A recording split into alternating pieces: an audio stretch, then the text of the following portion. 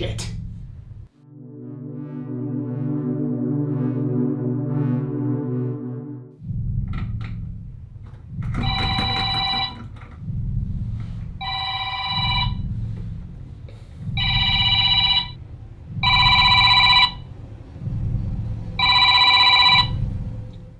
Hello? Hello, Chris. I want to play a game. Let me guess. You want a video review on your film series? Well, yeah. In the past, you've done videos for Michael Myers, Jason Voorhees, Freddy Krueger, and Chucky. I think it's only fair that I get my fair turn. And, this is the only way I thought I could get your attention. Well, you know, there are nicer ways to go about it. You have me handcuffed to a sink with a saw on my chest. Well, this is pretty much the only way I know how to ask for something. And your bike sucks. You don't have to be mean about it. And besides, my bike is bitchin'. Alright, don't mope. I'll do it. Cool. You gonna let me out of here? Yes. I'll send my associate in momentarily to sedate you. You'll find yourself safe and sound at home. Do me proud. Okay. Let's get to work. Wow. I think it's a pretty sad day that I have to bargain with Jigsaw and make a video in order to get out of captivity, but here we are. So he wants a film ranking, we'll give him a film ranking. First up on the list, at the bottom, Spiral. Now, this originally was intended to be like a spin-off of the Saw movies. It stars Chris Rock and Samuel L. Jackson. Samuel L. Jackson plays Chris Rock's parent, which kind of makes it a little weird in my opinion. The whole movie just felt very weird. They were really trying to go in a different direction with Saw. To me, it just didn't work. It just wasn't it. You know, now they're kind of counting this as Saw 9, but that wasn't originally the case. But for those reasons I mentioned before, of it not feeling that like a Saw movie, it's at the bottom of the list. Next on the list is Saw 5. Now, what's ironic about this and why it's placed so low on the list is it says at the bottom, you guys probably can't see it, but it says, "You won't believe how it ends." Out of all the Saw movies on this list, even the last one that we just talked about, this is the only one that I really guessed the ending to, like, from the beginning. You know, I can't say I guessed how the main character was going to die. And by the way, spoiler alert if you're watching these, we may get into some spoilery territory there. But I just kind of saw it coming from the get-go. Definitely not my favorite out of the Saw movies, but we're going to talk more about them here in a minute. So next we got the 8th film in the series, Jigsaw. Now, if you are a fan of Saw, you'll remember that they originally made 7 movies, took a hiatus.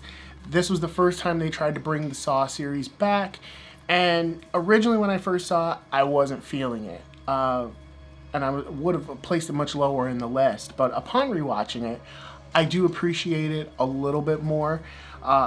It definitely feels different than all of the other Saw movies, even Spiral. It's a shame because we figure out that there's another apprentice of Jigsaw. It's a shame they haven't tried to go back to that in any shape or form because it was an interesting concept. But all in all, still a decent movie. It just feels a little bit different, and that's really what they were going for. So I guess mission accomplished. Saw 2 is next on the list, and this is where we get Jigsaw's backstory, because if you remember, John Kramer didn't play much of a role in the original Saw movie, and this is where we get his inspiration for doing his work and whatnot. All in all, not a bad movie. It's just, in my personal opinion, they kind of tie it down a little much with focusing on Jigsaw, and that's what made the original Saw so good, is that they did not focus that much on Jigsaw. You were really worrying about, like, who is he? And this, they just kind of, show you how the trick is done. Got to give props to that one trap that everybody remembers from Saw 2, the pit of hypodermic needles. That creeps out everybody. So next on the list we have Saw 4. After the events of Saw 3, where John Kramer died, Spoiler alert. Saw 4 opens to let you know for sure that he's dead. There's an autopsy scene. There's his brain being removed. You see his junk on the table. But this is where we're introduced into the fact of knowing that he has another apprentice besides Amanda Young, and that it's Detective Hoffman, one of the characters from the third one. It really introduced the idea of Hoffman being the next adversary. Where John Kramer was likable, Hoffman was kind of unlikable, and he was an ass. And for the rest of the series, it was just me rooting for his demise. I think a lot of people felt that way. He didn't have the charisma of the original Jigsaw. Next entry on this list, Saw 7, the final chapter. What's cool about this movie is it does tie it up. They had intended that this was going to be the last of the series, so they just tied up all the loose ends. Some could argue that it's an unsatisfying conclusion. I'll leave that to you. For me, it was okay. I kind of wished that there was more, or that they kind of continued the story. Like we mentioned earlier, Jigsaw and Spiral really didn't continue the story set forth in here. It was just kind of like going in the past or whatever. Well, at least with Jigsaw, Spiral just tried to do its own thing. But still a great movie. We got the return of Dr. Gordon, which it was kind of an easy read to see that he was one of Jigsaw's apprentices at the end. But still a good movie. I just kind of wish they would continue from there. Only 3 more. We're almost done, guys. And speaking of 3, Saw 3 is next on this list. What I love about Saw 3, besides the traps, is the story, the twist in it. It's a twist that I didn't see coming when I originally saw this, seeing that the 2 characters focused are actually husband and wife. That was a big shock at the end. Also, this is the movie where we get the death of Jigsaw, of John Kramer. Something that I thought that they wouldn't do, or they would have an easy out into the next movie, like saying, oh yeah, he got his throat sliced, but he could get in an ambulance there in under 5 minutes, and he can get it patched up and he'll be out the door. But no, that's not what they did. They actually let him go in this movie. I think it's probably one of the best movies in the series. Well, obviously I do. This is coming in 3rd. Definitely a favorite on the list. Coming in 2nd on this list, a personal favorite of mine. I don't know how everybody else feels about it, but Saw 6. Now, one of the reasons why I like this one the best is just due to my own personal feelings about the healthcare industry and how they treat people, insurance and all that such. It was great to see that being tackled in this movie, and just some good old-fashioned comeuppance, seeing it at the end. Again, a twist I didn't see coming. I was especially surprised, and it was definitely a breath of fresh air after Saw 5, which I just kind of saw coming from the get-go.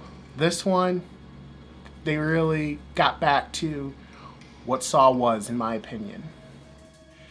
And coming in first on the list, you probably saw where this was going, the original Saw. A great movie. When I first saw it in theaters, very shocking. Seeing Dr. Gordon cut off his own leg, it's something that had never been done before. Also, too, having Danny Glover in a horror movie, that was surprising. But it's kicked off this whole series of a twisted story full of backstory and twists and turns. You can't go wrong with it. It's spawned 9 other sequels, counting Saw X, that is out in theaters now. And there you have it, guys. There's the ranking for the Saw films. Hopefully this keeps Jigsaw off my back, because I did not like being kidnapped or being manipulated.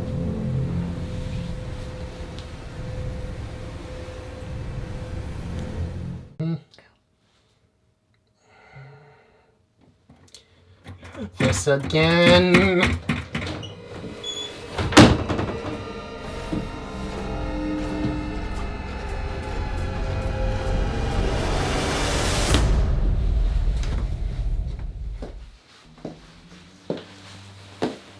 Sarah, what the hell? What? Chain me up in the bathroom? Well, you left a Chucky doll at my house last year. You took a chunk out of my arm. Well, that was an accident. I'm an apprentice, so... They do that after they're dead. Well, like I said, I'm new at this, so... sorry? I didn't hold you accountable when you chased me around with a Freddy glove the year before. It's totally all your fault.